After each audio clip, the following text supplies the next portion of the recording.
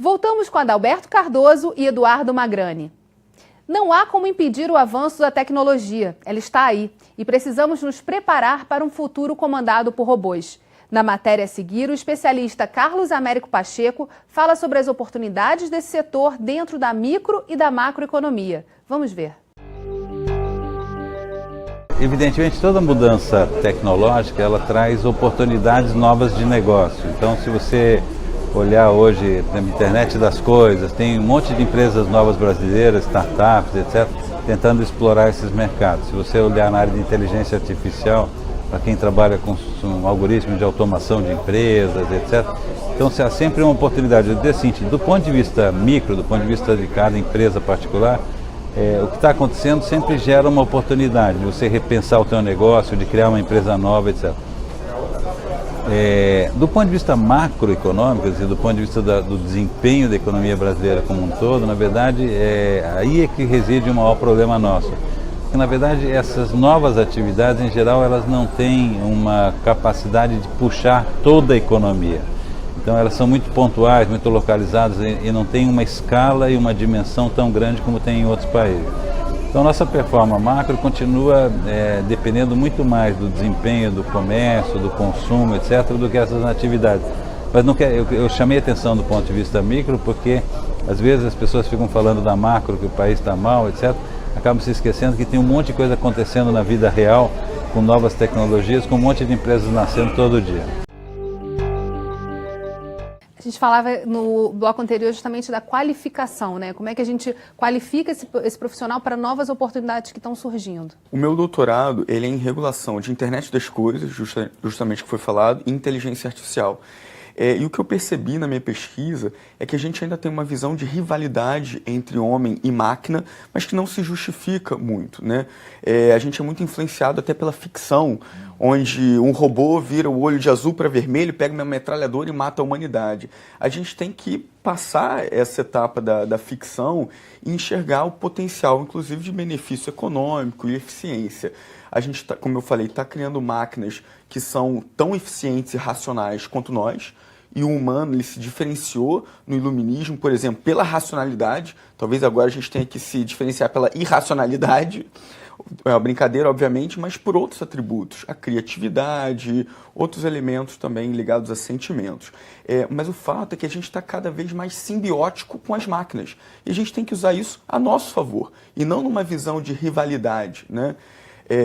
Tem um tom de cinza aí permeando essa discussão em que o humano pode ganhar muita eficiência. Quando a gente transpõe isso para determinados mercados, como o da advocacia, o advogado ele não vai ser completamente substituído pelo robô. Essa área não vai desaparecer. O que vai desaparecer é o trabalho automatizado e repetitivo, porque esse já tem um software que pode substituir várias pessoas que fazem um trabalho maquinal, robótico. Isso aconteceu ao longo da Revolução Industrial, ao longo de várias etapas tecnológicas, né? O que vai permanecer, por exemplo, na advocacia, são teses criativas que o robô não vai conseguir bolar. Ele vai fazer análise de todo aquele big data e vai entregar isso mais ou menos cru para o advogado colocar toda a sua criatividade em prática. Isso a gente consegue transpor para vários setores, né? Como que a gente tem um melhor rendimento dessa sinergia entre a inteligência humana e a computacional. Mas só que nesse contexto, quer dizer, os conflitos surgem, né? Não só da briga da ficção, mas na realidade essa substituição às vezes é rápida demais. Quando se nota, você já na verdade tem que resolver um problema que surgiu a partir dessa nova tecnologia. Em termos de sociedade, né, de como a gente se organiza, como é que também é necessário que os governos se preparem para olhar para essas oportunidades, mas também para resolver esses conflitos?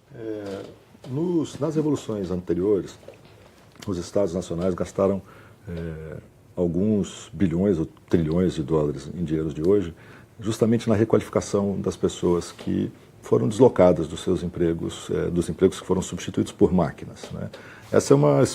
Enfim, isso faz parte da história do capitalismo. O capitalismo está sempre tentando se livrar do trabalho humano, né? Para dizer, na lata, é disso que se trata. O investimento em inovação voltado para a produção, em geral, é isso. É se livrar o máximo possível da dependência do trabalho humano. Então, os governos sempre tiveram que gastar muito dinheiro com requalificação, com educação, né, das pessoas que perdem os seus empregos e das novas gerações que têm que ser treinadas para as próximas, para os empregos novos que vão surgindo e tudo mais.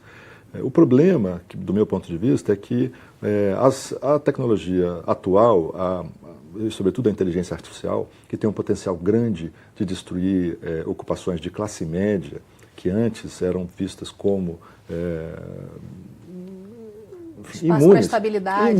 imunes a uma revolução tecnológica, como as ocupações operárias nunca foram imunes. Então, as ocupações de classe média, médicos, advogados, engenheiros, né, arquitetos, sempre se acharam protegidos, né? Não estão mais. O problema é que quando você começa a deslocar o emprego de engenheiros e arquitetos e tudo mais por máquinas, né, não precisam ser robôs, hominídeos, nada disso, máquinas que desempenham as tarefas que o engenheiro faz, os cálculos e tudo mais, né? O que esse engenheiro vai fazer? Tá certo? Um operário, ele pode se requalificar para um outro emprego operário, para um emprego nos serviços e tal. Agora, um trabalhador altamente qualificado, como um engenheiro, o que ele vai fazer se ele perde o seu emprego deslocado por uma máquina? Ele pode ir para um outro emprego semelhante, numa outra empresa que ainda não adotou essa, mas isso tem um limite. Vai chegar uma hora que todas as empresas o seu emprego já não existirá mais. E você requalificar uma pessoa desse tipo é muito difícil, né? Então, me parece que o impacto mais importante no médio prazo vai ser sobre os empregos de classe média que não terão para onde ir. Essas pessoas não terão para onde ir. E os governos e os estados vão ter problemas em relação a isso, porque as classes médias, elas costumam ser bastante reivindicativas em relação aos seus privilégios, os seus direitos, os seus benefícios que foram construídos ao longo das suas vidas, as vidas das suas famílias, investimento próprio no seu capital humano, na sua qualificação e tudo mais. Então, o potencial de tensão social embutido nisso é muito alto. Só complementando com relação ao investimento que o governo tem que fazer nesses temas, eu acho que a gente também tem hoje uma fetichização da tecnologia tremenda. A gente está conectando de trator a escova de dente à internet, a gente não sabe nem para quê que a gente está conectando aquilo. Então a gente também tem que ter uma atenção para a utilidade da gente atrelar essas novas tecnologias a objetos físicos, criando esses novos artefatos técnicos. A gente tem hoje fazendas completamente robotizadas, que no primeiro momento parece incrível e gera uma eficiência, mas aí quando um trator quebra, em vez de pagar R$50 para consertar, tem que chamar um engenheiro de software que vai cobrar 10 vezes mais, às vezes é melhor deixar o trator de lado e comprar um novo do que consertar. Então a gente está começando a ver esses problemas se desdobrarem. Então tem uma discussão grande hoje sobre lixo eletrônico, agora nessa era da hiperconectividade, e falta de autonomia, perda de autonomia também, né? Quanto mais complexa a tecnologia, mais difícil é da gente manuseá-la, consertá-la, inclusive. Então, o poder público também tem que estar atento a que exatamente que ele vai investir, se é um investimento que está atrelado à utilidade, à inovação, e se isso é positivo também a médio e longo prazo. A gente vai fazer um rápido intervalo e voltamos já. Rio em Foco aqui, política e economia caminham juntas.